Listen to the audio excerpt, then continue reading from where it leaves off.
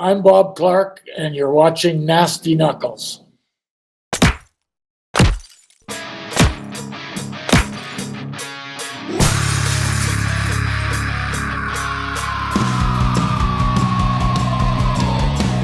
You're listening to Nasty Knuckles, the Hockey Outlaws podcast, with your hosts, Derek Nasty Settlemyre and former Philadelphia Flyer enforcer Riley Cote, as they go behind the scenes with your favorite NHL players.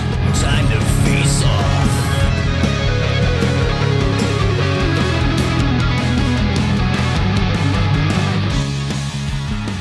All right, welcome back. What's happening, Nasty?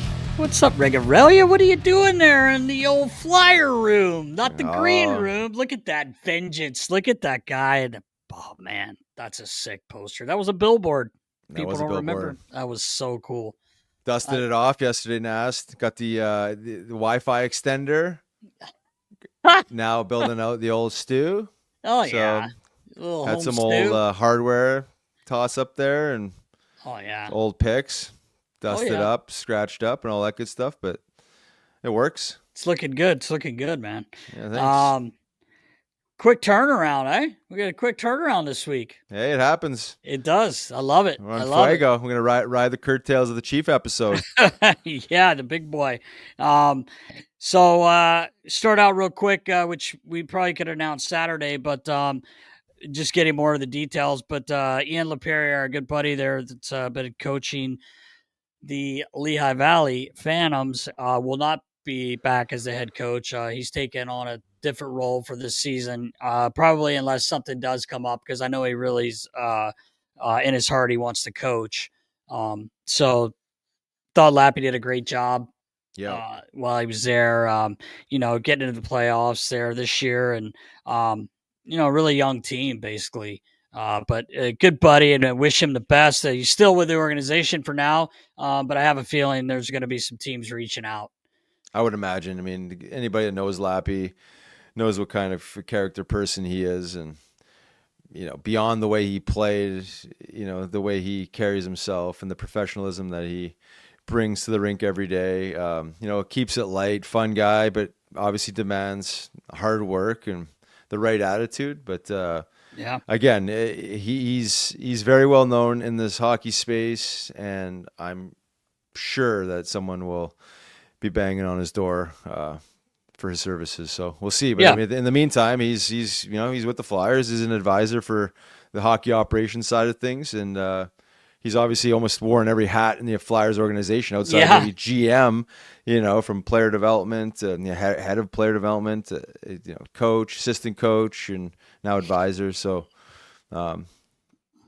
wish him the best, however it plays out. Yeah, Love for Lap. sure, man. Love Lap Daddy, the Lap Daddy.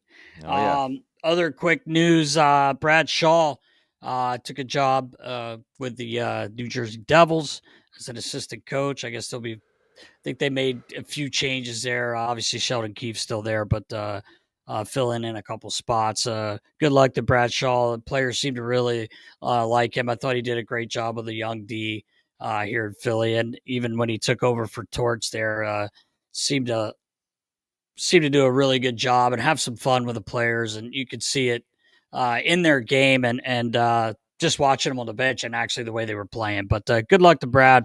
He did a great job while he was here. I'm sure he'll carry that on with the Devils.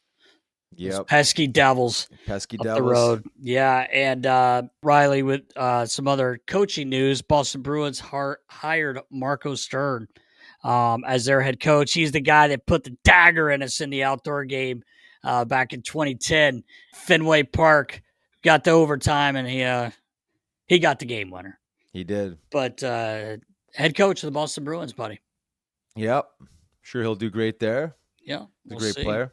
I didn't know much about him on his back end of his career. I didn't know much about his coaching style and all that. So it's a little bit of a shock to me seeing his name pop up. But yeah, me too. Wasn't sure about that one. Sure, he'll do fine there. Got some breaking news here, Nast. Baller. Just squeezed it in the chat here. Chris Knobloch says that Zach Hyman is having surgery today and is likely out for the rest of the playoffs. Yeah, imagine. that hit last night, I was saying to Baller, and I think I said it to you, reminded me, I'm not saying the series is going to go that way, but Edmonton, him getting hurt, it reminded me of when Mike Richards hit.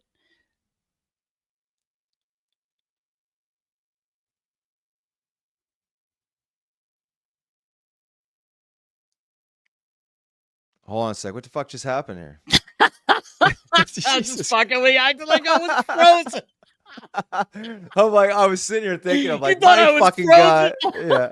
Yeah. Well, at first I thought you were fucking around. I'm like, man, he looks really frozen. No, I was faking it. I'm sorry. All right, sorry. That play reminds me a little bit of when, like I said, Mike Richards, before I froze fakingly, hit David Krejci in the series against Boston when we were down 3-0. But that's a big hit for them, and they've been able to, for the most part, stay away from injury, that team. But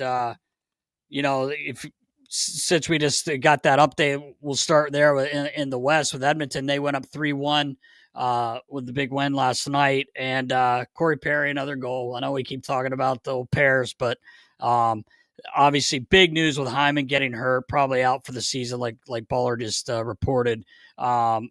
I think that hurts them a little bit, even if they do hang on to win this series. And I the way they're playing, it looks like they're going to, but you never know. So pretty big news there. And it didn't look good when he got hit last night. He went right off the ice. And first thing that came to my head was Krejci getting hit by Ritchie. And that had a lot to do with that series too. Obviously we won that game in overtime, game 4, and went on to win, but we'll see what happens there. Yeah. Yeah, no doubt. And you mentioned Corey Perry. I saw this little meme yesterday, and it was around playoff games that Corey Perry had since he's been in the league. I think it was maybe 257 or something like that. I'm probably getting the numbers wrong. And then the top 5 teams since he's been in the league, and I think since 2000, has 40 more games than I think maybe it was Tampa Bay or whoever was the top of the list there. Wow. Him himself. And, you just look at that and be like, wow, that's like amazing. Yeah, that's how many playoff games this guy has, and he's still going strong. It's we got to throw the guy some credit, because we do pretty much every week here now, but I think the average fan doesn't realize like how durable this guy is, how much of a competitor this guy is, and how he still gets it done. Is simply remarkable, really. Even if he wasn't ending up on the score sheet, he does so many little things for your team, and he's just he's a dick on the ice. Obviously, He don't give a shit who it is. He'll spear you. He'll do whatever he's got to do. But the thing is, he still produces, and I understand he's playing on a power play with McDavid and Draisaitl, but he's playing there for a reason. Exactly. Because he gets in the dirty areas. He scores those goals. Like, he so good around the net. Yeah. He had a tap in last night, but he was there. The fact that he was there, and like I said, people are probably getting sick of us talking about him, but it's amazing to me that what he's doing. I don't want to say he's old, but he's old in hockey years. Playing in the National Hockey League, obviously. But anyway, we'll see what happens there. Hyman, wish him the best. He's having surgery, so we'll see. Tough blow. Yeah, tough blow for them. In Florida, they're up 3-1, had a chance to close it out at home, and Carolina obviously played their best game of the series. It's funny, Roddy was getting interviewed by Jackie Redmond, I think, and he said, what's the difference? And he said, well, we didn't get scored on the first 2 minutes of the game. We weren't down. We weren't chasing a game. And a lot like we talked about with Chief is you just have to play that patience game with them. And Carolina did it. They ended up winning. Freddie Anderson played great too. Bob played great. He let one goal in. The other ones were empty netters. So I still think Florida might finish this one up in Carolina. Agreed. But you never know. You never know. Live to fight another day, Nast. Yeah, they do. They kept their season going. With Nico Mikkola being out, as well as Reinhardt, that's 2 big blows too. If it ends up being Edmonton, Florida again, obviously Edmonton losing Hyman, but you got 2 players from Florida out. But this is what happens in the playoffs. You got to be lucky. You got to get breaks, try to stay healthy. So we'll see what happens. But it's been fun watching, and we may have who's in the finals in the next 2 days. Yeah. Of these games. Yeah, looking forward to that. I still think it's obviously going to be Edmonton, Florida, and I want to see it again. Yeah. It's like they're two of the most exciting teams, so naturally you'd want to see them head to head again. And we're not quite there yet. I'm getting ahead of myself here, but yeah. But I'm excited to potentially what the future holds. You just want you need a Canadian team to win. We need the Canadian teams to win. Yes. I'd love to see McDavid and the crew there, from obviously the great players to Chris Knobloch. I mean, I love the storyline there, and I love Florida. Honestly, they're built so well. They carry themselves like absolute professionals. A hard team to play against, but it's just like, I don't know. I guess it's being Canadian. There's really no other reason. Right. It's gonna be good for Canada. Need a win, and the game itself. Just moving the cup north of the border would be nice. But it's gonna be a hell of a series if it plays out that way. Yeah, we'll see. We may know in a couple days here, Rick. We may know. We may. Ryle's not sure if you noticed, but USA won the World Championships. Is that why you're wearing that hat? No, I'm wearing this because we had a team put together, and this is going to be the logo. But no, it's just cool to see. It's been a long time. Like USA to win was pretty cool. They had the youngest team in the tournament. As you know, I'm a nerd. I watched almost all of the World Championship. I think it's really cool. But I was fortunate enough to do it a couple times, so I really enjoy watching it. But it was good to see US, come through it and win, for me anyway. Beating Denmark, our buddy Lawrence in there, still kicking, and his brother Big O and his brother. Shout out to them. But yeah, it was fun to watch. Your boy Tage Thompson with an absolute missile to win the game in overtime. Pretty cool stuff. I enjoy watching that and seeing a few of my friends. Stan Wong just getting another gold medal. This guy, it's all he does is win, no matter what. Wanted to bring up. Go ahead. Quickly, do you want to talk about what happened to the Canadian team? Well, they lost in the quarterfinals, and I think we did mention that the other day with Chief. Yeah, so sorry about that. Yeah, the wound is still wide open. It is for you guys, and it should be, because that team was a really good team. But man, the shit happens. It happens. We know when it's a one-game tournament, anything can happen. So no off nights, Nast. No, and you can't have any. Speaking of USA and Canada, it's USA versus Canada in the Battle of the Border, buddy. BKFC Ice Wars, June 14th, the Soaring Eagle Casino and Resort in Mount Pleasant, Michigan. Riggs, I'm going to be there. I'm pumped.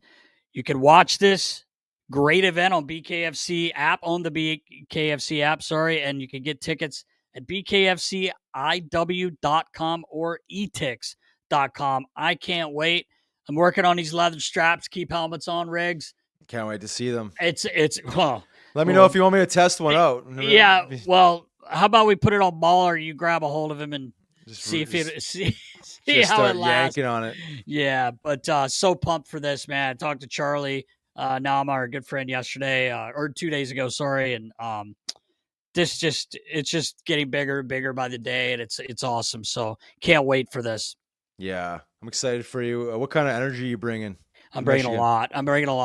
Yeah, it's going to be there. The boys are going to feel it, but got to remember too, this isn't a hockey game. They're going out there chucking ducks, so I'll feel them out. I'll see what we got going. I feel it out. But I'll be too relaxed. I won't be relaxed. I'm going to have the coffee flowing. I'm going to have everything there for the boys, whatever they need, and take care of their skates and their helmets and stuff like that. But pretty pumped, man. Also really excited about 3 of Nasty Knuckle teams we have in the Fire and Ice tournament coming up in July.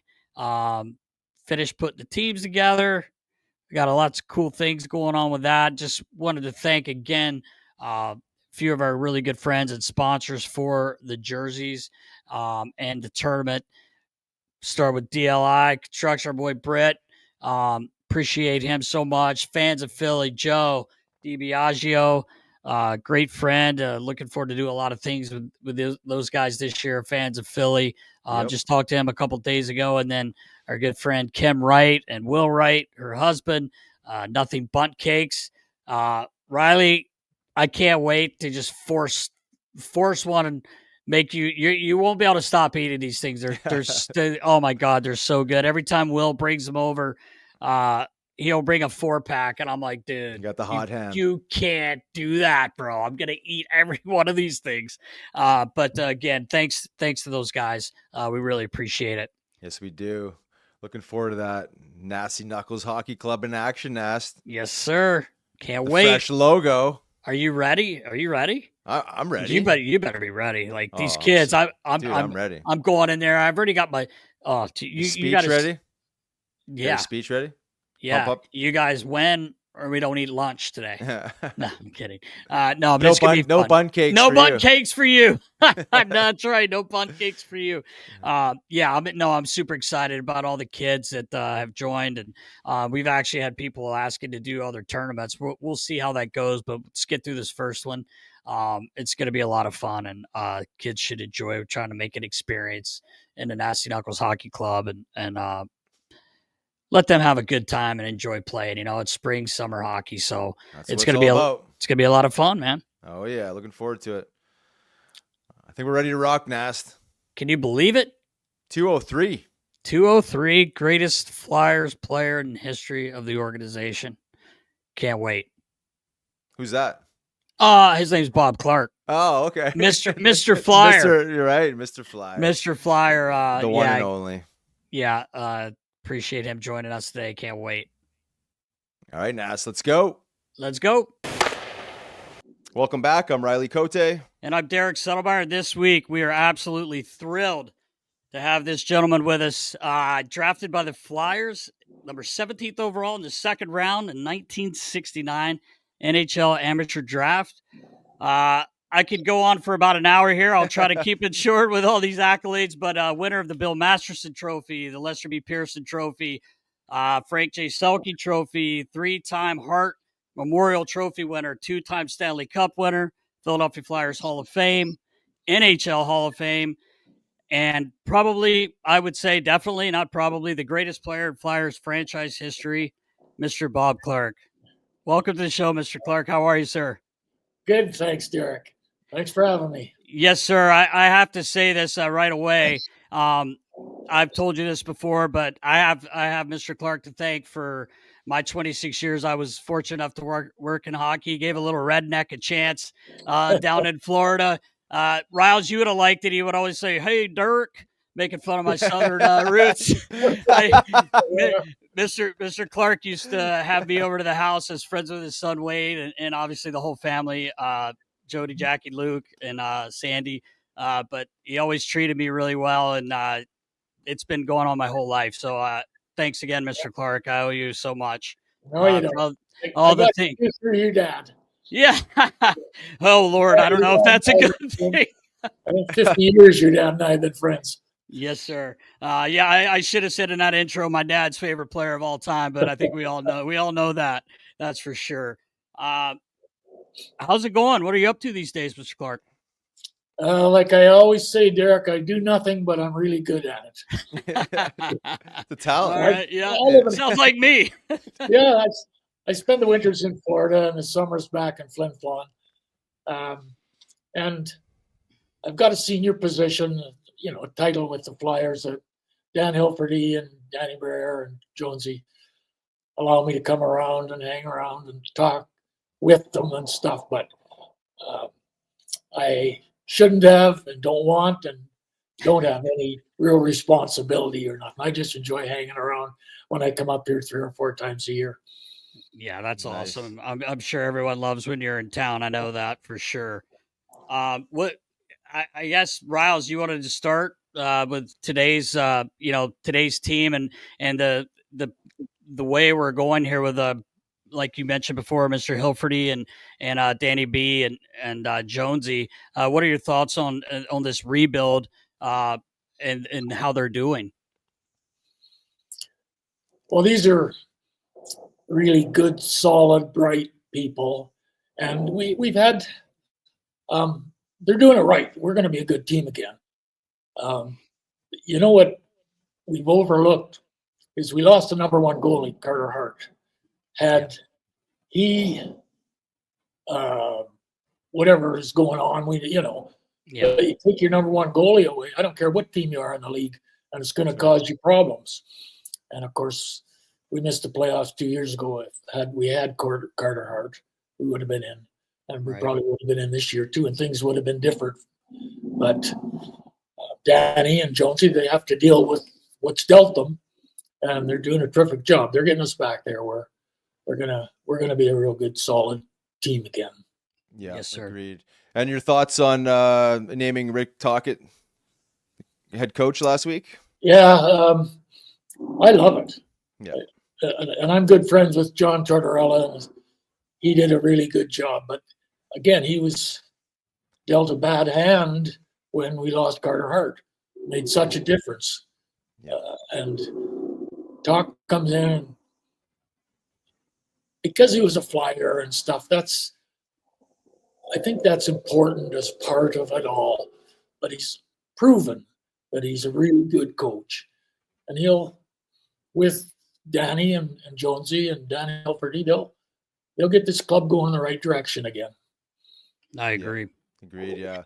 And you mentioned him obviously playing for the Flyers, but much like yourself, the way he carried himself and the way he played the game, obviously guys know that and have a ton of respect for the way he played the game and his character and his attitude. But yeah, as you mentioned, he's established himself as a coach. He's got street credit. He communicates well, and he seems to be really good with not just the veteran players, but the younger players as well. I love the signing. Yeah, it's interesting that two of the toughest guys that played for the Flyers through all those years, Craig Berube and now Toc, are both top coaches in the NHL. They're both really good, strong, smart people, and they're both really good coaches. Yes, sir. I agree, and it's funny because they kind of remind you of one another, the way they chirp each other and the way they talk and carry themselves, but they get the respect from their players because I think they've been able to adapt, to the changes in the game. The personalities in the game are a bit different. It's, a lot of people say it's way softer now. Kids are growing up a little different than, back in the day, but I think both of those guys, the way they handle themselves, the way they treat they respect their players too. They give them shit, they get on them, but at the same time, they allow the players to come and talk to them, and they're ready to. They use all their resources. Yeah, every generation is different. Like, you're talking to me, and I turned pro 55 years ago. So that generation of players and coaches and stuff, every 10, 12 years, it changes. The game changes. The kids coming through are different in every walk of life, not just sports. Right. And right. Everybody who's in the game has to make the adjustments. You've seen it. You guys have been around the game long enough to know. You see the difference. Players they want to win. They want to, but the same methods that worked 15 years ago don't work today. You got to keep up with what's going on. That's right. I remember my very first camp, like we were saying in Florida, we had it down in the Miami Arena. And it was back in the day. I used to love camping because you always, it seemed like from what I knew as a kid and even when I came to the Flyers to you, but Florida first, you had the four teams and they played like a round robin. And I remember, God rest his soul, Roger Nielsen, and the night before the camp started, he's like, guys, we don't need you fighting each other. Wait till the games. And I'm like, oh, okay. I think the first game took 2 hours to play. Boys are just, everyone was fighting everyone. And I'm just like, wow, has this changed a lot? But you're right about it's generational and it just seems to change every 10 years or so. What would you say the biggest? Go ahead. Riley, sorry. Did you play when the red line was out? No. There's no red line. Yeah, you're too old. You're like me. Yeah. But since it took the red line out, it changed the game so much that the speed now and the cleverness of the players, passing the puck and stuff is so much higher than it ever was. But it also, in my opinion, is the hitting now is a different type of hitting because you can't protect yourself. You got to accept the hit. Right. And that's causing more injuries, I believe. But it's not going to change. You watch these playoffs, holy mackerel. Yeah. Some of the hitting that's going on, no wonder these guys are getting hurt. It's just a different game. Yeah. Right. Game they play. I like watching it. I like watching the skill of the players. My gosh, they're like, I don't know, Derek, you were a basketball player of some sort, but these guys back behind passes and Oh yeah. all these kind of things that basketball players do. Yeah, you're right. The skill level of these players is so high. What they're doing with the puck. Yeah, it's incredible. You guys, you see all these things, and I don't know. You guys probably never met Keith Allen. Maybe Derek did with his dad. I did. Yes, sir, I did. Yeah, Keith used to say, "Stick those behind the back passes up your ass." But now they're shooting the puck between their legs and back behind them, passing all over. Like that was crazy. It's a long time ago that was the game that was played then. Yeah, exactly. Well, that's. Go ahead. Sorry, Rob. I was just gonna say, building off that, like the Michigan move, right? When it first started coming around, like you had the old school coaches being like, "That's never gonna work," like eliminate that guy, and now they're obviously preparing the team, watching video around, like, how do you actually even defend some of these plays because it's so high skill in such a short amount of time. They're able to pull something out of almost make something out of nothing. So it's like, it's incredible. It amazes me what these guys can do with the stick and puck. Not only the speed of the players, but they get that puck and what they do with it, stick it between their legs and shoot it up high in the air and all that. I mean, it's talent, boy. It is. Speaking of that, Matvei Michkov, what were your thoughts on him in his first year, coming over and playing with the team? He's a pretty dynamic player. Yes, he is. And again, remember, he come from a league where he wouldn't have played nearly 82 games like the NHL is. He come to a smaller ice surface, and European hockey doesn't have the body checking. Like, because it's on a big ice, there's not nearly the body checking that the NHL has. Right. He had a lot of adjustments to make and obviously come through with flying colors. He looks like he's going to be a star. This guy's so talented, so bright on the ice. Eh? Yeah, he looks like he's a half step ahead of everyone out there. And he sees things happening before they happen. That's what star players do, obviously. Yes, sir. Where do you see? I mean, you said you see him being a superstar. If there was like one thing, if you were to if you were the coach, GM, had a little powwow with him, anything that you've observed that could potentially enhance his game? No, I couldn't tell anybody to anything to enhance their game, but he just needs experience. You look at this kid in 2 or 3 years. He's special now, but give these kids, they're coming in at such a young age. And I'm here at the scouting meeting, so we were talking a little bit about it. You realize that only the American League plays close to the number of games the NHL does. The juniors don't, the colleges don't, the Europeans don't. And all of a sudden these kids come over and we're sticking players I think are mostly too young to be in the NHL. These 18, 19-year-olds. And all of a sudden they're playing a way more games, 3 and 4 nights, travel. It's hard on those kids. And I don't think 18-year-old kids are ready for that. They're teenagers. Let them play at a level that they can be successful and develop and learn. If you're an 18-year-old teenager, you can be a really great player. And some of them are coming in the NHL and they're terrific talents. Yeah. But if they're going out there against a 28-year-old man who's had 10 years NHL experience or 8 years NHL experience, they better be careful because that guy knows the kid's a young player and he's taking his job. Those guys are going to run at him. They should I think they should be at least 20 before they come into the league, other than the rare Right. player, just physically, so they don't get killed. Yeah, exactly. Yeah, it's so true. It's a really good point. I had a question for you as far as like coaching philosophy when you have these young, talented players with extreme skill.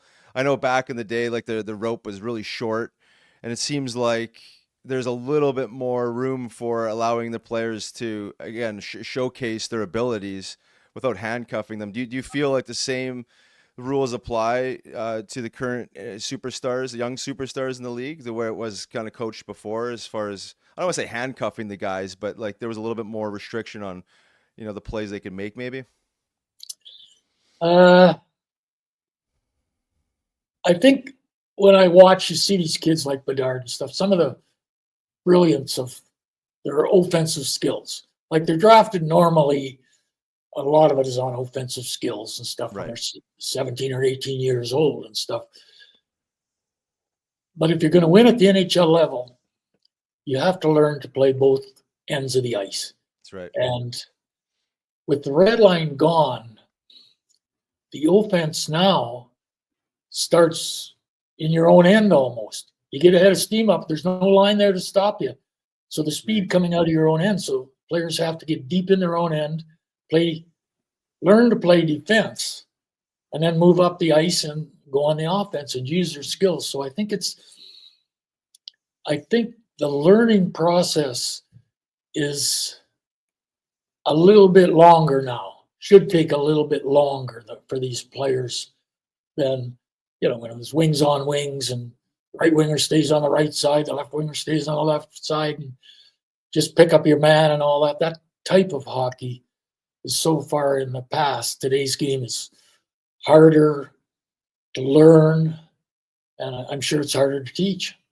And it takes these kids coming in, they've got to learn to play both ends. That's right. If they're going to be successful.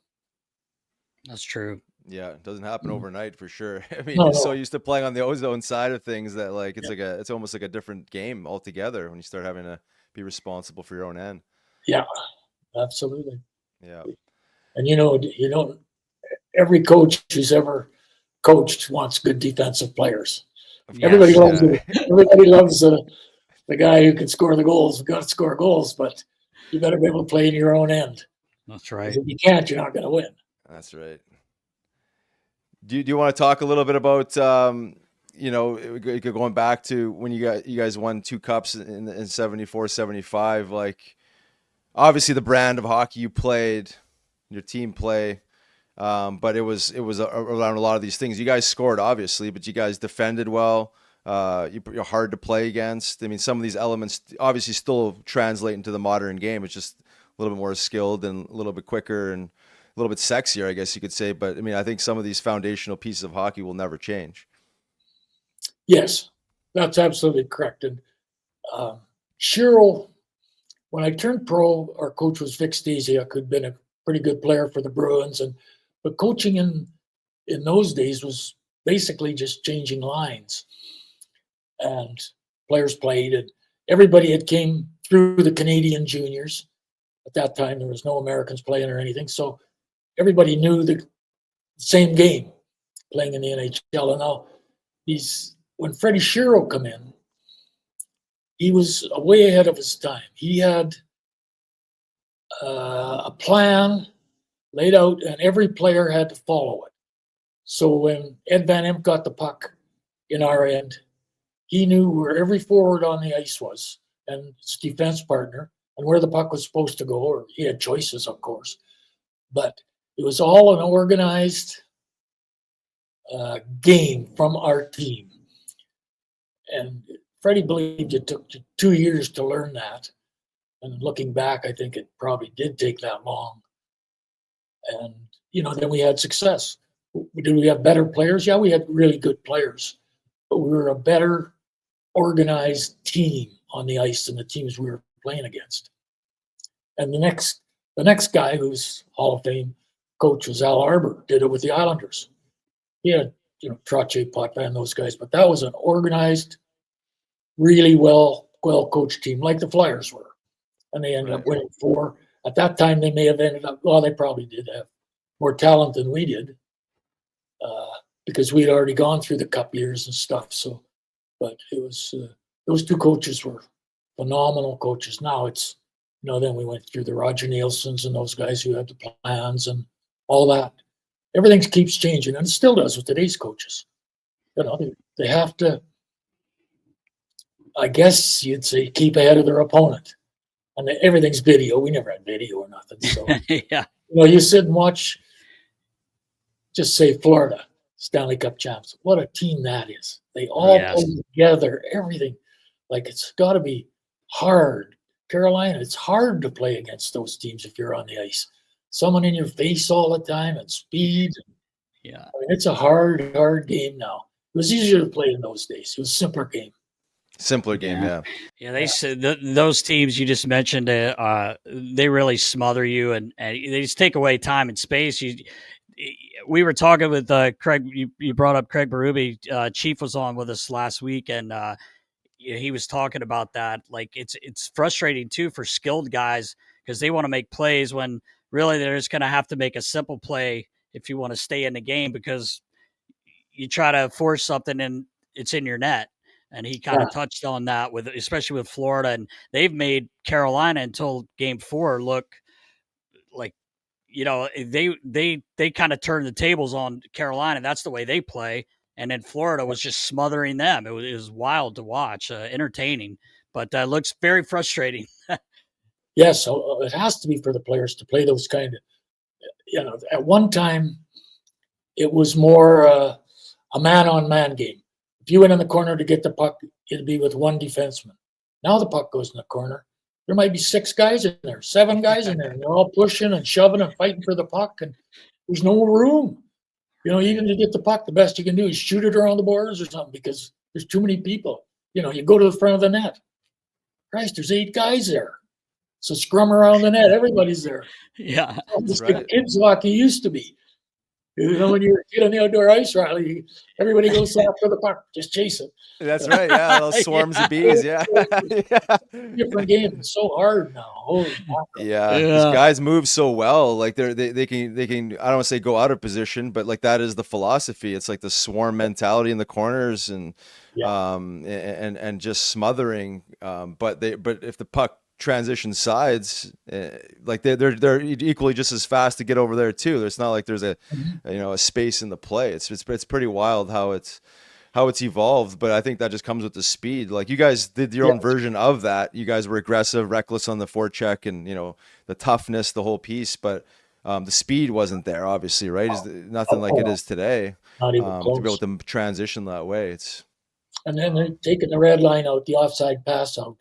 That really opened it up. And the other thing, when it started, the general managers, when I was there, David Poyle from Nashville brought in the offside. Now that's what do they call it, offside? It's where you can shoot it. If your players are in, you shoot it. Delayed offside. You have a delayed offside. That come in, and that seemed like a really good idea. What's happened now, when they took the red line out, now there's almost no play in the mid zones. Like, a defenseman gets the puck, he can just shoot it right back in, even if his teammates are in that zone. Right. So they get the mid zone is almost just passing through for all these players. I wish they'd take that delayed offside out, because make the players handle it in the mid zone and stuff. Make the defenseman. You get the puck out of your own end to get it over the blue line, make their defense handle the puck, the other team's defense, and get some forechecking on them and stuff. I think it'd be better, but again, I'm 75, for Christ's sake. Who am I to decide? Yeah. Wow. Well, in ball hockey, they actually have the blue line in, red line out, so you cross over like a regular blue line, But they're creating more space for off. I mean, not that we need to create more offense. I feel like they're doing a pretty damn good job at that, but they seem to always tinker with some of these rules to just see how it really affects the flow of the game. But it seems to be. I mean, I agree with the delayed offside one. I mean, because the way that how fast they are, anyways. I mean, it wouldn't take a split second longer to clear the zone. Yeah, exactly, and it would.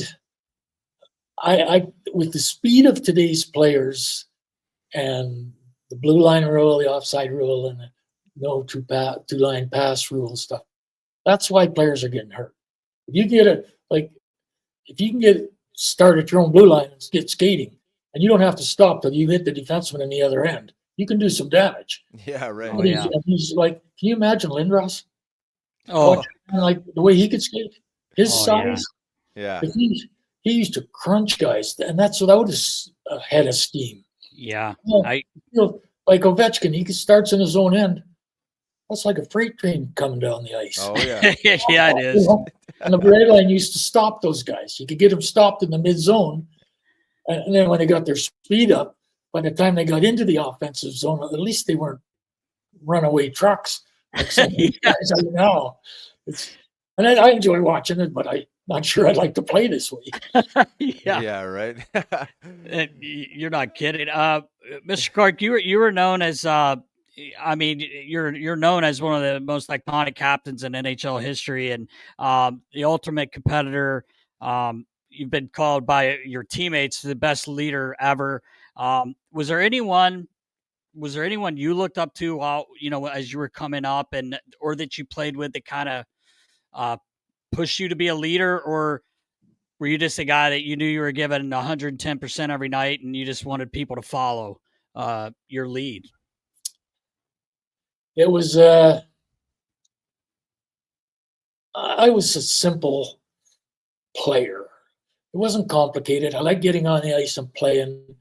And with hindsight, I knew I was competitive, but I never thought of myself as a leader or not. I just played. And I think I was a decent teammate, and I could go to players, and I did go to players and sometimes talk to them in the wrong way to get them playing, because we need them. Right. I asked players to play ways, but it was just me. It wasn't me being a leader or trying to. You didn't have to listen to me. I was just a teammate who played hockey, and Shiro made me the captain. That gives you some, I don't know, authority, I guess. But I didn't change anything when I became captain. I just played hockey, simple hockey. Yeah. Liked it. Hockey. Yeah. That's all I wanted to do. Yeah, I didn't want to go to school or nothing. So. Right. Well, you quit when you were 16, right? Exactly. I think I remember you saying you quit school when you were around 16 or whatever. Your dad was just furious with you. It wasn't a happy time at our table that night when I told my dad I was going to play junior hockey and not going to school. You better know what you're doing. I think it worked out. You seem to know. Yeah, my dad was a miner.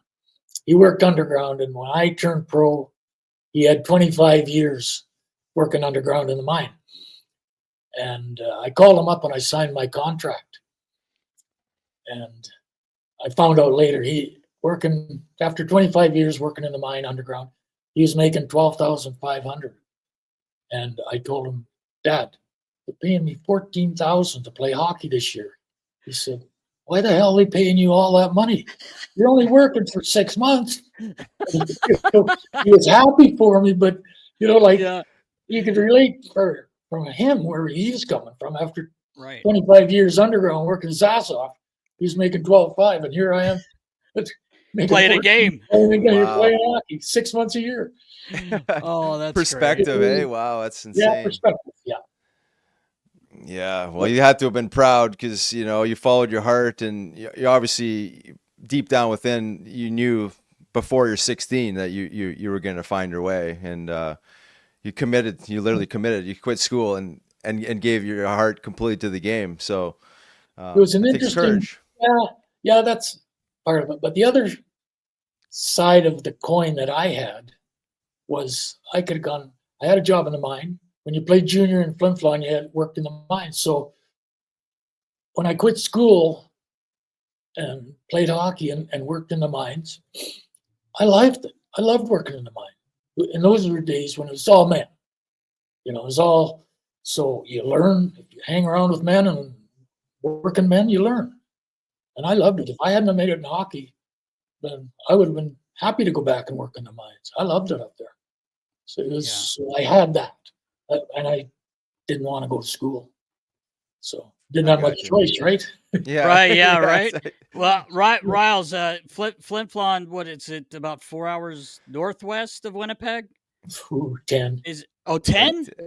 Oh, jeez. So it's a balmy 32 in June. Like, Yeah, some days. yeah. I always kid Riles about Winnipeg. He finally got to go back home. I was like, "How's the weather, man?" I remember the first time when I was with Florida. I don't think I'd ever been in cold like that. We stepped off the plane and everything froze. I think my eyeballs, my nose. Yeah.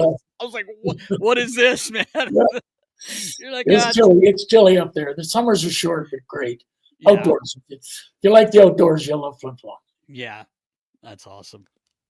Clarkie, talk about like the adversity about growing up with diabetes and having to manage that on top of your life, work, hockey, and the rest of it, and how that maybe affected your career or maybe not.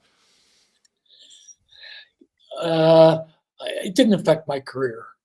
I mean, because I got diabetes when I was 12, I didn't know any other life other than diabetes. Right. And in those days,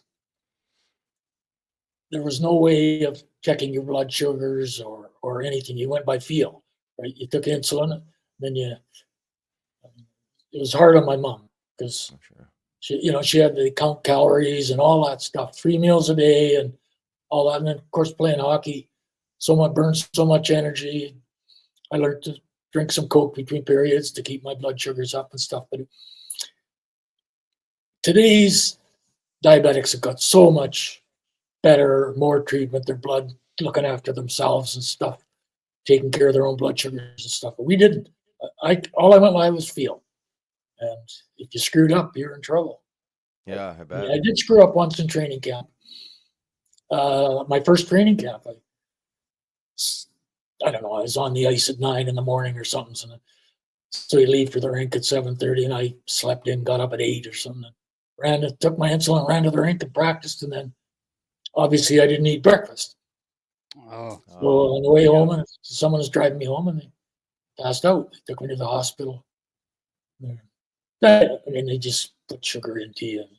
I come right back. It wasn't, it could have been bad, but it wasn't. But I remember to this day, that was 50 years ago. Right. Motherly French-Canadian nurse give me shit. Yeah. He gave me shit. What happened? I remember her standing at my bed and she's like my mom. She's giving me this one. What I had done, missing breakfast. And I remember this day that woman nurse, she's a motherly person. It was good. It was terrific. Yeah. It must have been a tough lesson, but an important one. Yeah. Yes, it was a tough lesson. But you're right. You didn't have any choice, right? Right. There wasn't very many diabetics around. I don't know if there's another one in Flin Flon. I never met one. Wow. And when I come down to Philly, we had a doctor, Dr. Spoon, who was an expert on it. And Flyers, I used to go see him and stuff, but there was nobody really that I knew that had diabetes that took insulin like I did. So I never had anybody to talk to about it or compare or anything. Now, diabetes is so prevalent in both countries, Canada and the United States, all over the world, that you can. I was in the washroom one afternoon, and I had my little thing to check your blood sugar. So I checked my blood sugar, and the guy standing in the urinal next to me looks at me and he pulls his out. No way. The same thing I did. You never saw that those days. Oh, that's funny. I wanted to ask you quickly. I know you. I had heard you talk before about, obviously we had Mark Howe, but playing against Gordie Howe. And I remember my dad sent me this picture one time, and he was always talking about Mr. Howe. And but there's a picture of him, like, I don't know where he's at, but this guy was jacked out of his mind. Like he looked like a bodybuilder. But I just wanted to ask you, like, was he a guy that you really looked up to when you were getting into the league, and were you maybe, I don't want to say afraid? I mean, you played a fearless game, but guys like him would, it seemed like they'd be a little scary as a kid jumping into the league. I mean, I couldn't imagine. Gordie, yeah, he is. Western Canada, we didn't like Montreal. We didn't like the Canadians. But Detroit sponsored the Flin Flon Bombers at the time, so we loved Detroit. Oh, no way. Okay, that's awesome. Growing up, yeah, Gordie Howe, obviously, for the majority of the Western Canadian kids loved Gordie. We all did. But Right. first game we go into Detroit to play in the NHL, our starting lineup was Lou Morrison, myself, and Reg Fleming. There's Gordie Howe, Alex Delvecchio, and Frank Mahovlich. And I'm terrified. Like, I'm not supposed to be on the ice with these guys. And I look at Gordie like, he's like God to me, Gordie. And Yeah. you're scared to death. Oh. And he was. But I don't know how to describe it, but he was almost gentle with the younger kids. Like, he didn't try and hit me, or he could have just mauled me to death. All he had to do was yell and I would have jumped. You know? He was good on the ice. He didn't. But there were some he did go after, and he used to come down and see Mark. Mark was my neighbor. So he'd come down to see his grandkids and stuff, and he'd walk down the road and come in and talk and stuff. Man, he was just the nicest human being, gently. My daughter now, she was 4 in preschool with Mark's kid. I come back from practice, we're having dinner. You know, how'd it go at school today, Joe? She said, Dad, we're playing horsey on Grandpa Howe's back. Gordie was in kindergarten with the kids. Yeah. Oh, that's awesome. Back around the floor. Gordie, oh, my idol. Oh, that's Gordie awesome. was just a wonderful man. Oh, man. Dirty hockey player. Yeah, Tough. Right. Tough is a better word. Tough. Right. Really, really harsh. Good. Great player. You know, the best. Yeah. Yeah. Of course, that generation. And quite a few generations, but eventually, like, you know, somebody passed Gretzky scoring. Who would have Yeah. thought? Right. Yeah. who Every would've thought that? generation produces their great players, and they're going to be better than the ones that, you know, it's nice to look back and say Gordie was the best who ever played. Well, he was in that era. I thought Wayne Gretzky was the best player. Yeah. And I still do, but I know in today's world, there's the younger people will think Ovechkin might be, or McDavid. Right. There's no way of identifying who was the greatest that ever played. It's just generational. Yeah. Right. Yeah. I mean, speaking of Wayne Gretzky, I've seen a few interviews where he had a coach that told him to. Well, Gretzky said, "I studied Bob Clarke's game," and you know, he gave a ton of credit to you, and he said he just watched and watched and watched you, and that says a lot from a guy like obviously Wayne Gretzky, like you just said, probably the best player to ever play. It's a pretty good compliment. Yeah, it sure is. I don't think I could teach him anything, but maybe he did. I don't know. My first game against him, I played against him at the end of it. He was just starting, and they were in Philly, the Oilers. The end of the game, we were up by a goal, and they had pulled their goalie or something. They were in our end anyway. I'd come up behind Gretzky, and I just cross-checked him from behind, knocked him down to the ice, and we end up winning the game. And after the game, we get in the car, and my wife's just pissed at me. You know, I'm kind of, what's the matter with you? She's, how could you do that to that nice young boy? Well, Gretzky looked about 12 years old, right? Looked like my son. Yeah. And I said, because that nice young boy is going to be kicking our asses for a long time. Yeah. I couldn't, Riles, I couldn't imagine Was that the one? Yeah. Yeah, I couldn't imagine that coming across my back.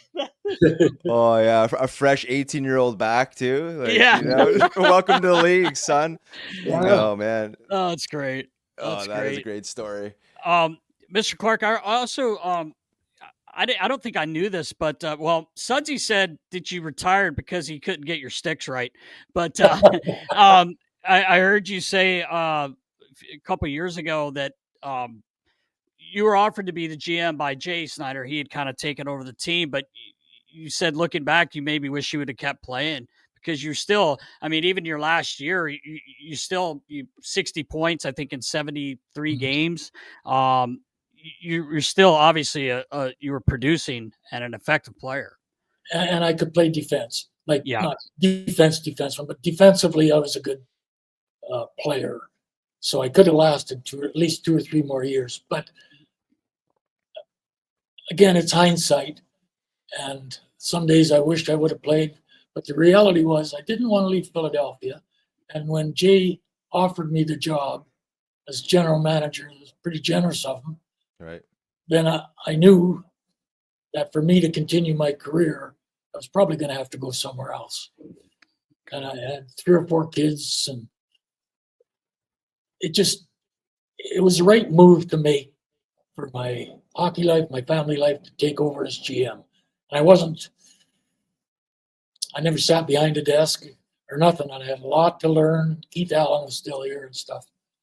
And it turned out really good for my career. Right. And that's a lot of things are now younger. You see younger men getting these jobs, even women in some cases, but you were I think 35 years old. That back then were people like, wow, like you're probably the youngest GM. And the only thing that I knew I have a bank account. I know if I borrowed money, I had to pay it back. Those kind of things, but I had zero business sense at all. No clue. And I had to learn right from scratch. Right. I'll tell you another, Ed Snider, who turned it over to his son, Jay. So Jay was my boss. And anyway, Mr. Snider comes in the office one day. He's just coming around saying hello and friendly. He sits down and we get chatting and stuff. And on my desk, we had a paper from the league that I'd been reading, and it showed the teams. I think at that time there might have been 22 teams, whatever. It didn't matter. The percentage in the last, I forget how many years, but the percentage, the players were the 3rd or 4th winningest team. And it showed the average ticket prices and all this stuff. So I'm looking at it. It doesn't take a genius to figure out where we were 3rd, 4th from the top in winning percentages, and we were 3rd or 4th from the bottom in the average ticket prices. So Mr. Snider, and we're friendly talking away there. And he said, I said, Mr. Snider, I look at this stuff the league just sent out. You could raise the ticket prices here pretty easily and justifiably. His eyes turned black. He just about come out of his chair. You learn to run this business with what you got. We don't raise the ticket prices to do it.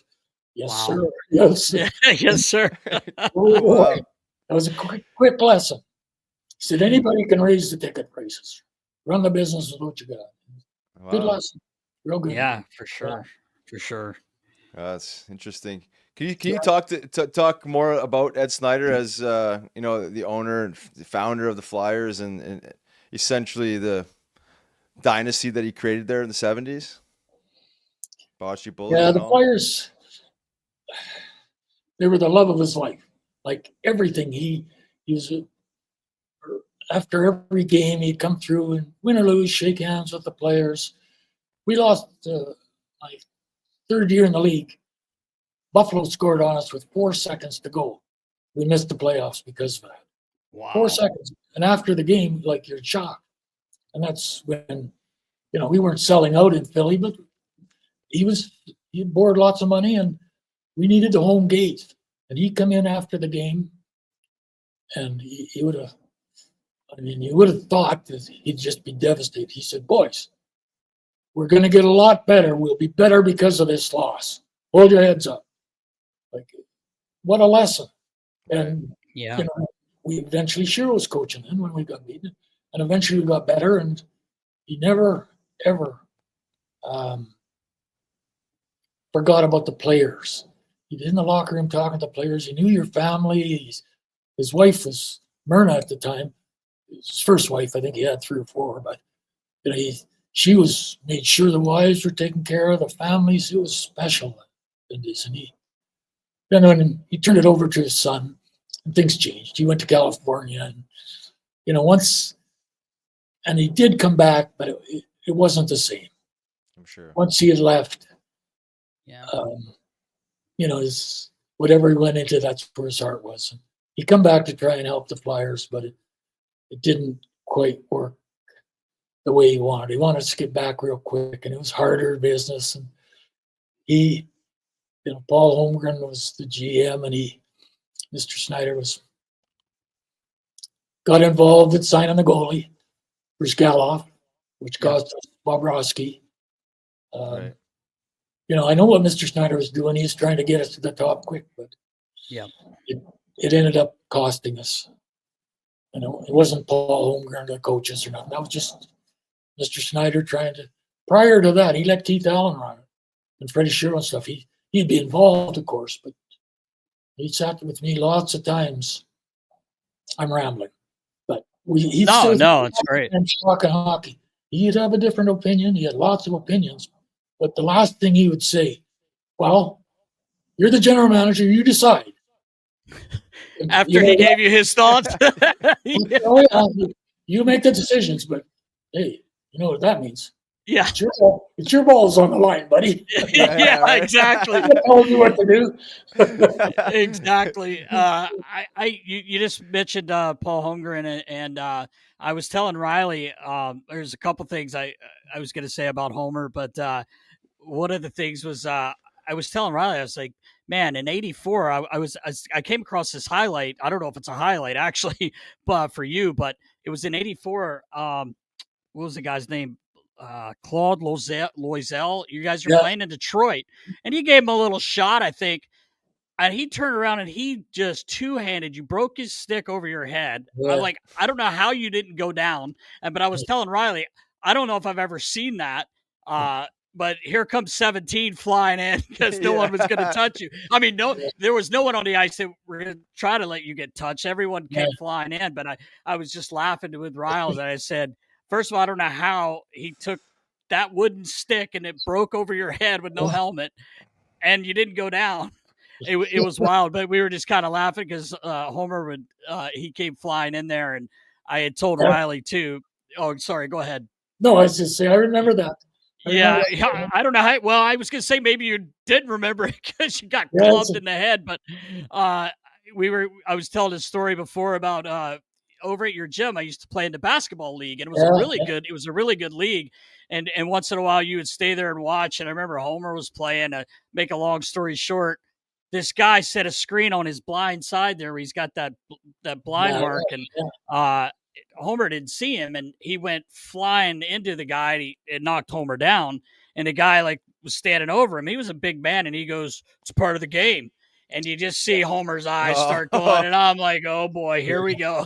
Literally, 30 seconds later, it was a full court, but it was a shorter court, Riley. So it was 4-on-4, not 5-on-5. It was awesome. It was so much fun. But anyway, this guy catches the ball on the baseline, and he takes a shot. Literally, the ball's hitting the rim. He's landed, and Homer Russian sickles him. I mean, right in the head, knocks the guy out off the court, and Homer stands over him and goes, "Part of the game." And now I'm like, prison rules. I'm going to get beat up. And I look over, and Mr. Clarke's sitting there just giggling, just laughing at Homer. I'm like, "You're used to seeing this shit." This guy. But what a competitor Mr. Holmgren is. Holy cow. He does not like to lose in anything. You can tell stories about Paul. He was, I don't know how to describe him, but he was tough and he was hard. But he was hard on himself more. I don't know if it's a true story or not, but apparently when he played football in high school, Woody Hayes from Ohio State was interested in him as a linebacker. Wow. Tried to talk him into going there, but he wanted to play hockey. But he played hockey like a football player. If he was going to hit you, he didn't quit striding, and if you moved, he'd just totally hit the boards. Yeah. I told him, what is the matter with you? You're going to kill yourself. If you miss somebody, hit the boards and the glass so goddamn hard. But Yeah. that's the way he was. But if he got you, he really hurt you. He hurt himself. I mean, he ended up having shoulder problems, knee problems, hip problems, all that. But a lot of it was just self-inflicted because he had no fear of hurting himself. And he fought tough guys and he hit guys, and he's just a fearless man. Yeah. And good guy. Good Yeah. guy. Good teammate. Great teammate. Yeah, it's funny. I think it was about a year ago, Riles, maybe. I ran into Homer at a game, and he looked like he got in a dust up. Like he's got some scars and he's, scab. And I was like, what'd you do? I said, the warden get mad at you? Talking about Doreen, we call her the warden. She runs the house. And I said, the warden get pissed off? He goes, nah, I'm playing pickleball and I went for a ball. I dove and I hit myself in the face with my racket. I'm like, what are you fucking diving for, man? Like, Jeez, come on. Yeah, that'd be him. I can tell you a great story about Homer. His first game, he was in the minor leagues, and they'd played a game in Hershey, and he got hit in the eye with a stick. And after the game, the doctor looked at him and said he was going to be fine. We call him up the next day. We're playing the Rangers. It's an afternoon game. And his eyes watering and stuff, but he didn't say nothing. Nobody knows. I didn't even know Paul. That was the first time I had met him. And we played a game. We beat the Rangers. We go into Boston. We got a big game the next day. And Freddie always had evening meetings. We're sitting at this meeting, and I'm watching Paul, and he can't hold his head up. His eyes just water really bad, and he's in pain. Poor kid. So Barry Ashby, who had lost his eye playing, was the assistant coach. I was captain. So I went to Barry, and I said, Barry, we got to get this kid to the hospital and get him checked and see there's something wrong. So Boston had some really good eye hospitals. Top eye hospitals in the country, luckily. But we took him to the hospital, and we sat there, Barry and I, for 2 or 3 hours. And then the doctor comes out, a female doctor, and she said, it's really bad. She said, we're going to try and save his eye, but we might not be able to. If we keep, he's probably going to lose his sight, but we'll try and save the eye. So, of course, I go back to the hotel. We play the next day, and Homer's left here in the hospital. And they operated. And he went out 3 times on the table. His heart stopped on him. Wow. And then Paul gets his eye. His eye's okay, but he's got a line down. He still does, down the middle of his eye. So he probably shouldn't have been playing. In those days, if you couldn't see out of 2 eyes, they wouldn't let you play. Right. And he wouldn't wear a shield, of course. Right. So in those days, also the eye chart. They had the eye chart. The big E, the big letters. Yeah. So he memorized it, so he could get through it. No and he way. played a long time. Wow. Yeah, he's did some, I don't know what you call them, screwed up things. Yeah. He's crazy. He's a rockhead for sure. Yeah. Rockhead, yeah. I went up to his office. I went up to his office one day, Mr. Clarke, and he had some kind of cut. I don't know what he did, but he was digging his pencil into it. It was an open wound, and I'm like, "What are you doing?" Yeah. He's like, "This thing's itching me." Like, I don't think you should put a lead pencil inside of your face, man. He's like, "It's fine, it's fine." Yeah. I'm like, "Okay." Please, yeah. Oh man. Wow. That's He's borderline crazy for sure. Yeah. He could have been legal. That's why I used to tell him he could legally be declared nuts, the things he did. Right. He's such a good guy. Mr. Clarke, I do have to tell you this. I think I told Riley this a while back, but it was funny. I used to love coming up in the summers and visiting my dad. And like I said, I'd get to go over to your house and do stuff. But you guys used to play in those softball games and tournaments, and they were huge. There would be so many people there. And you guys obviously had a lot of hockey players or ball players. I remember you playing shortstop and all this stuff. But I also remember you and Homer would take Levi Garrett and Hubba Bubba and mix it. Yeah. So I get home and I'm about 11 and I'm telling my buddies, oh yeah, these guys are chawing, but they got Hubba Bubba. So my buddy's dad actually chewed Levi Garrett. So we go get Hubba Bubba, throw it in. I'm like, this is awesome. Well, I'm swallowing every bit of it. Oh, I got so sick. And I remember my mom going, "What were you thinking?" I was like, "Well, Bob Clarke and Paul Holmgren do it when they're playing. I thought I could do it." She's like, "You're an idiot. I'm not letting you go see your dad anymore." Derek, it Man. was Paul. You had to remember this. Is Paul got you our job here with the Flyers. You had an opportunity to go with Dean Lombardi to Yes, sir. L.A. Yes, You were sir. here, and John Worley, Yes, I sir. think, was here at the head time.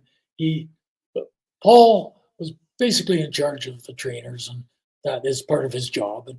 And he come in and he said, "Clarkie, we've got him." And I told him Dean had called about you going out to LA, and Homer said, we got to make some changes with the trainers, and Derek's going to be our head guy. I haven't told him anything yet, but Derek's going to be our head trainer, and we're going to replace John Worley. So that's, I mean, had he, I wasn't going to stop you from being head trainer in LA, obviously. If you Right. you had the choice to, I don't know if you ever even got the choice, but you want to stay here anyway. So it worked out good. I Well, did. Yeah, I did want to stay. To that, yeah. Yeah, he did. He did. I remember. It's funny you say that because we were playing basketball and Mr. Holmgren would scare everyone into playing. So we had enough guys. Like he would come downstairs and be like, "Hey, Sal, we're playing at this time. Jimmy, we're playing at this time, whatever." Yes. So guys had to play, right? Well, I wanted to play, but I was the idiot that had to guard him because no one wanted to guard him. Yeah. And, he's chipped my teeth. He did, "Oh, did I get you?" No, yeah, the elbow that you turned and hit me with, but he comes outside and we're getting ready to play. And he goes, "Oh, did you see our guy got the job in LA?" And I'm like, "Actually, I didn't." "What do you mean?" He's like, Dino got the job. Mm-hmm. And I was like, "Well, did you ask him about me? Like, is there any way you could?" He's like, "Oh yeah, hang on." So he literally walked back in the building. He comes out. He goes, "All right, let's play." And I'm like, did you, I'm thinking, in my head, I'm like, did you talk to him? And then, so we play like 2 games and we're drinking some water, take a break. And I'm like, "Hey, did he answer?" "Oh yeah, you're good. You're his guy. He said he'll give you a call tonight." And I'm like, "You didn't want to tell me when you walk back out?" I just played 2 games here for 30 minutes. And I'm like, let you hang. What happened, man? Yeah. But it was great. Yeah. I mean, I was fortunate enough to get my dream job. Did it for a long time. Never took a day of it for granted. That's for sure. But yeah, he was awesome. You guys, like I said, you and Mr. Holmgren got me, I was able to do the Olympics, and all that stuff and work with Team USA a lot. So it was awesome. It was awesome. Yeah. You had a great career. Yeah, yes, sir. The best in the biz, Nast. It was fun, man. So much fun. Clarkie, I was going to ask you when you got into becoming a GM, and obviously your playing days with the Flyers, like the Broad Street Bullies, and then Flyers continuously had, like, I wouldn't say like Broad Street Bullies exactly type teams, but you always had a level of toughness as you built your teams, obviously by design, and the way the game now has gone is evolved way past that. But do you, like, when you're building those teams, like, you knew the power of accountability and just that level of toughness that just, I don't want to say stopped teams in their tracks, but really kept teams honest, I guess you could say. Was that fair to say that was like, part of the structure of how you built your teams? Yeah, that's very fair. That's absolutely true. When you've played the game, and you did, Riley, so if you go in, you're playing against another team, and you're the smaller team, and they're going to push you around physically, it's not fun. That's not fun, getting pushed around physically and stuff. So Snider started it, Keith Allen, and we continued it. We were going to be big. If you weren't, we might not beat you, but you were going to beat us up. We'll be. And if you're sitting in our locker room and you look around, there's plenty of great big guys sitting around there. And it's a lot more comfortable to go out and play than it is if you're a small team and the other guys are big and they're going to beat the shit out of you. Yeah, that's not fun. That's not fun. So we always made sure we were big. Yeah, it's It seems to be the trend too, Mr. Clark. Even if these last few years, these bigger, heavier teams seem to win the cup every year. Every year. It's hard to play against guys like that. Florida's basically rolling 4 lines, and they're they have size, they have speed, they have everything, and even when we talked about earlier the way they play, but these heavier teams seem to do better in the end. You got to have a big, strong team to win the cup, because you know what happens at the start of the playoffs. It's not the same as when you get down to the last 4. When you get down to the last 4 teams, these teams are big and they're strong and they play physical. It's great hockey to watch, but it's nasty. Yep. If you're small players don't survive in that type. You're playing against a guy 6'2", 220 pounds, and you're 5'9", and he catches you, he's going to hurt you. It's a dangerous. You got to be big and strong if you're going to win. Yeah, there's a great clip they're showing during the playoffs here. And it's one little clip of Paul Maurice saying, I think it was last year, he's getting on his team. He had called a timeout. And he said, I want you finishing every check, because game 7, these guys aren't going to have enough in the tank because we beat the shit out of them, basically is what he's saying. Yeah. And it's like you just said, these heavy teams, it's hard to play. In fairness, there are small is not the right word. There's shorter players, like a guy like Marchand. He can play hard in that type of game every night, but he's built like a tank, eh? Yes. So he's not tall, but he's got muscle and strength and hard to knock over those guys. So it's just, we've seen lots of small players who are great skilled players, great players during the season and stuff. But when you get deeper and you're playing a 7-game series against a team, and they'll pick you out right away and go after you. It's a tough world for a small player in these guys. Oh yeah. Unless you've got the strength and the weight, and you're like Marchand. You can be short, but you can't be light. That's right. He's got the heart and the competitiveness. He's a perfect fit for that team. What a great player that guy is. I love watching him. I do too. He's fun. Too bad he's in Boston, eh? You can't like anybody in Boston, can you? No. Any of those Bruins, no. Or the Rangers. Yeah, I was going to say, was that your biggest, would you say the team you hated the most was the Rangers? Yes. Oh, absolutely. Still do. Yeah. There are the guys that I know off the ice over the years I've met are great guys. I just when I got here, you're talking 55 years ago, Flyers hated the Rangers and the Rangers hated the Flyers. And it just never changed. And they hate us just as much. So that's why those exhibition games that sell out. There'd be 10 fights. Those exhibitions. Right. That's great. Don't miss those. Riles, a bloodbath. I'm like, geez, it's getting started here. Yeah. It's getting warmed up. Yeah. Clarkie, you talked about size and, the physicality. You eventually had one of the most power forwards in Flyers history, but a generational player like Eric Lindros. Can you continue to talk to him as a skill guy, but also a hybrid of like brute force and toughness? It's hard to describe Eric. He was so big and so fast and physically strong. Like, he's not only a big man, but he was powerful. And because of his size, I'm guessing, but I'm quite sure coming through kids hockey, through junior hockey, he'd just go right over you. He didn't need to stick the puck between your legs and deke and dive and stuff. He'd just go right through you. And he did that at the NHL level. He didn't, you wouldn't call him a clever player, but he was a smart player. But he's just a bull out there.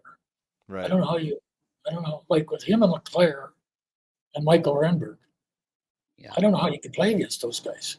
They were amazing. Well, Michael and Renberg was a clean, honest player. John LeClaire, clean, honest player. Eric had some nastiness in him. But all three of them. When I first got here, Eric, every team played the biggest players against Eric. But Eric had nobody around him. He was playing with, Mark Recchi and Brent Fedek and those guys. He had no size, so When we went out and got Leclerc, that was the purpose, to get some big guy to take some of the heat off of Eric.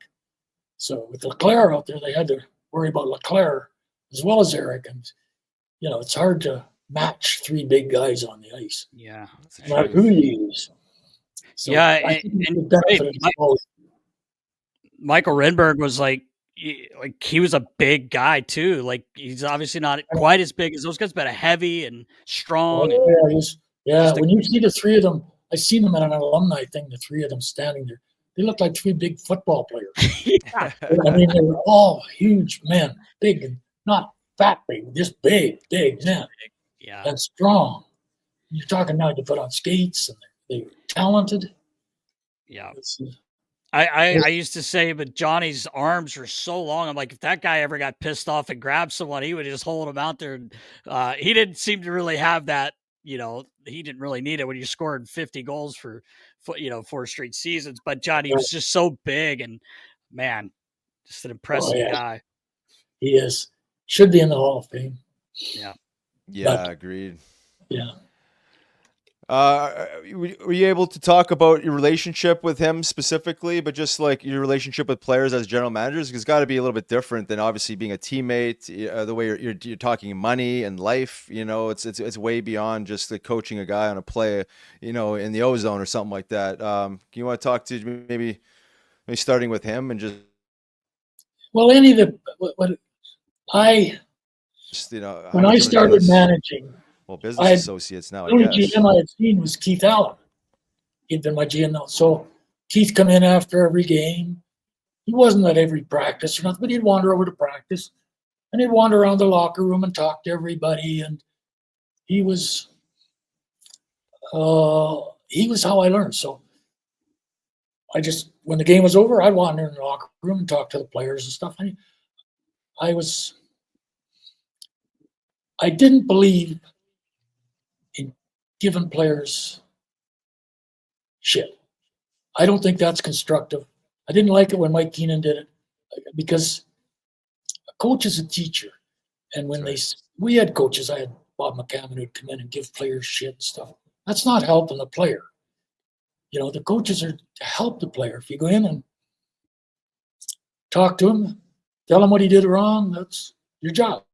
But tell him how to do it right so he can help the team.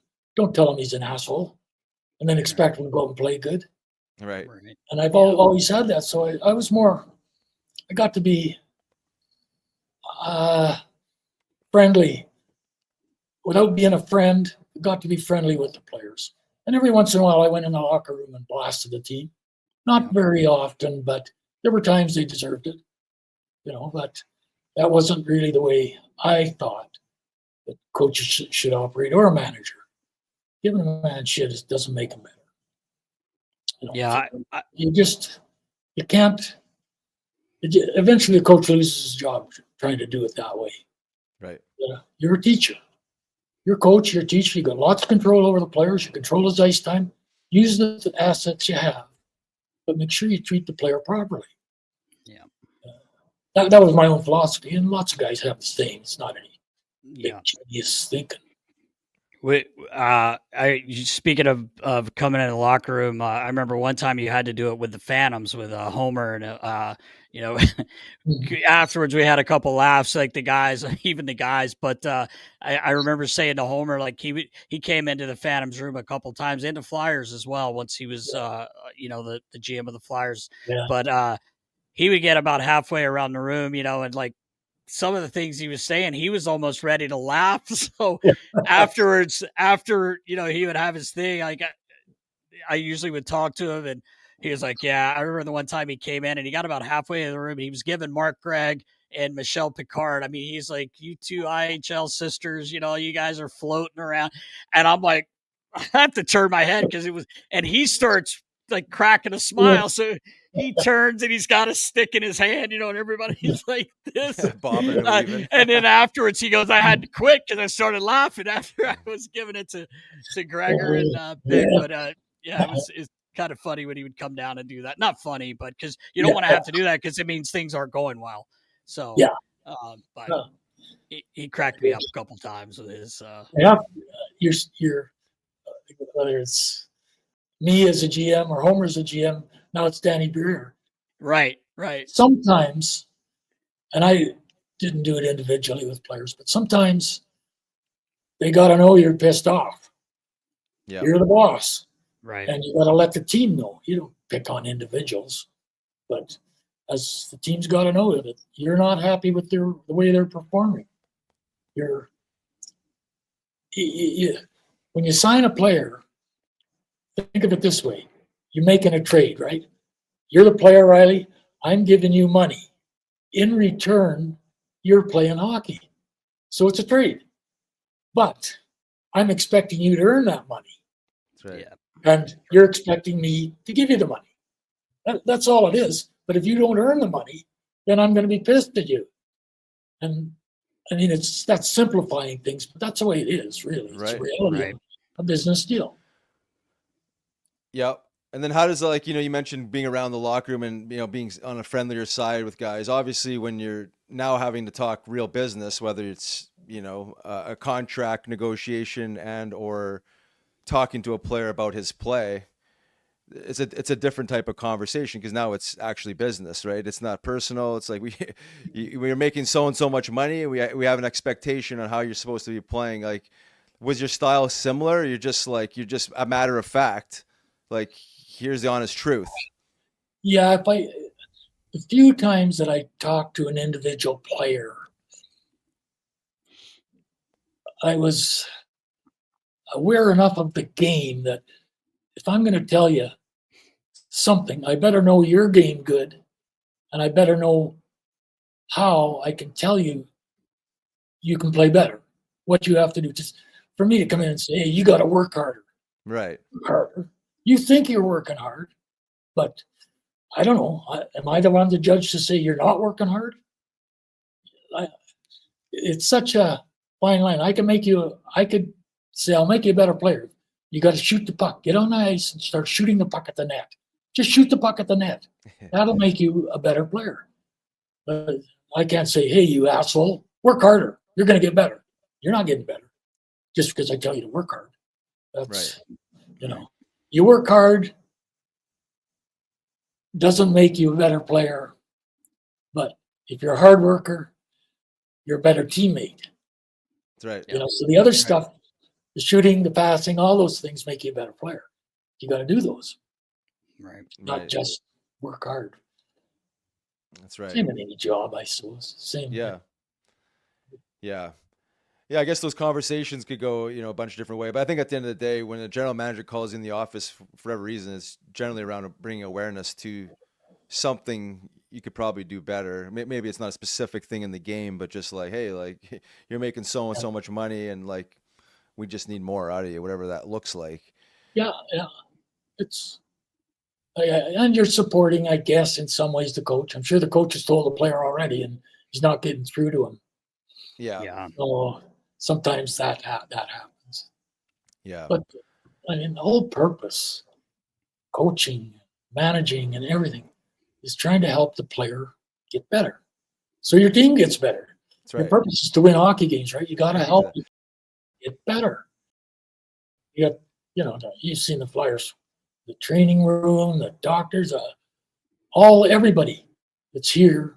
Their job is to help the players get better, and then if the players get better, the team gets better. That's right. Yeah, it's simple. Right. That's the whole describe purpose. It, but that's the only reason. That's right.